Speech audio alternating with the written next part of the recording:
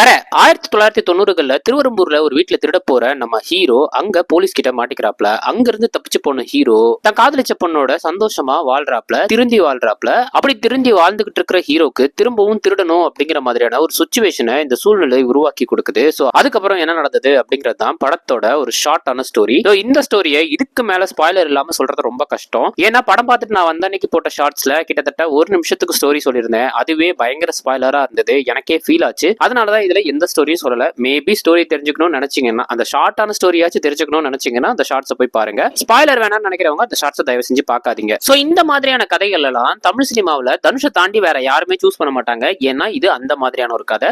இதுல கொஞ்சம் grey shade இருக்கிற கேரக்டர் அதை ரொம்ப ரொம்ப சூப்பரா பண்ணியிருக்காரு. இந்த படத்துல நடிச்சிருக்கிற எல்லாருமே செம்மையா நடிச்சிருக்காங்க. மமிதா பைஜுக்கு மட்டும் ஸ்கிரீன் ஸ்பேஸ் கொஞ்சம் கம்மி. எம்.எஸ். பாஸ்கர் வராரு இந்த படத்துல. ஆனா அவர் வராரு, அவர் தான் அப்படின்றத தெரிஞ்சுக்கிறதுக்கே உங்களுக்கு சில நேரம் ஆகும். மேபி இந்த படத்தை முழுசா பார்த்தவங்களுக்கு அவர் நடிச்சாரான்னு டவுட் வர அளவுக்கு கூட அவருடைய கேரக்டரைசேஷனை பயங்கரமா மேக்கப் போட்டு கவர் பண்ணியிருந்தாங்க. அவருமே நல்லா நடிச்சிருந்தாரு. இந்த படத்தோட முக்கியமான டர்னிங் பாயிண்ட்டுக்கு அவர் தான் காரணம். அண்ட் இந்த படத்தோட டைரக்டர், அவரை பத்தி பேசியே ஆகணும். ஏன்னா தமிழ் சினிமாவில் கதையை மட்டுமே நம்பி, திரைக்கதையை மட்டுமே நம்பி படம் பண்ற டைரக்டர்ஸ் ரொம்ப ரொம்ப கம்மி. ஏன்னா இப்ப இருக்கிற எல்லா டைரக்டர்ஸுமே இந்த இப்ப இருக்கிற கரண்ட் ட்ரெண்டுக்கு ஏத்த மாதிரி படம் ஃபுல்லா ஒரு கதையை சொல்லிட்டு கடைசி ஹாஃப் அன் ஹவர்ல கதையை அப்படியே டக்குன்னு உல்டாவா சேஞ்ச் பண்றது, அது போக படத்துல அங்கங்க ரீல்ஸ்க்கு தேவையான எலமெண்ட்ஸ் எல்லாம் சொருகி வைக்கிறது, இந்த மாதிரியான மேஜிக் எல்லாம் பண்ணிக்கிட்டு இருப்பாங்க.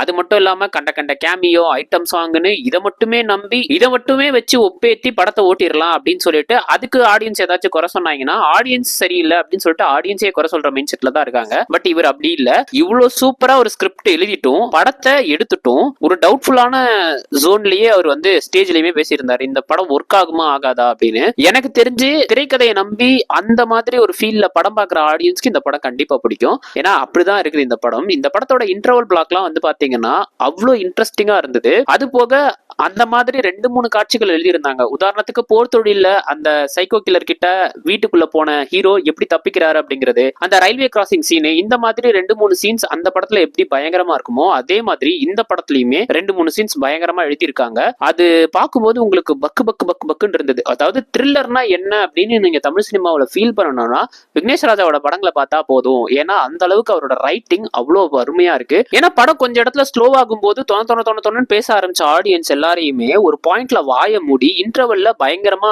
ஃபீல் பண்ண வச்சிட்டாரு. அதனாலே இந்த படத்துக்கு கண்டிப்பா போய் பாருங்க. இந்த படம் உண்மையாலுமே ரொம்ப நல்லா இருக்கு. இந்த படத்துல குறைன்னு சொல்றதுக்கு பெருசா எனக்கு ஒண்ணும் இல்ல. அந்த ஃபர்ஸ்ட் ஹாஃப்ல ஒரு சில சீன்ஸ் வருது இல்லையா, அது வேணா உங்களுக்கு லேகா ஃபீல் ஆகலாம். ஆனா அந்த எல்லா சீனுக்குமே கால் பேக் சீன் செகண்ட் ஹாஃப்ல வச்சிருக்காங்க. அதுக்காக தான் அந்த சீன்ஸ்லாம் வருது. மேபி உங்களுக்கு பார்க்கும்போது தேவையில்லாத சீன்ஸ் மாதிரி இருக்கும் ஃபர்ஸ்ட் ஹாஃப்ல. ஆனா அது எங்க தேவைப்படுது அப்படிங்கறத செகண்ட் ஹாஃப்ல சொல்லியிருக்காரு. அண்ட் இந்த படத்துல எல்லா விதமான டெக்னிக்கல் ஆஸ்பெக்ட்ஸும் கரெக்டா இருந்தது. மியூசிக்கும் நல்லா இருந்தது. இந்த படத்துல குறை சொல்றதுக்கு எனக்கு எதுவுமே தெரியல. மேபி பார்த்தவங்களுக்கு ஏதாச்சும் குறை தோணுச்சுன்னா அதை கமெண்ட்ஸ்ல சொல்லுங்க.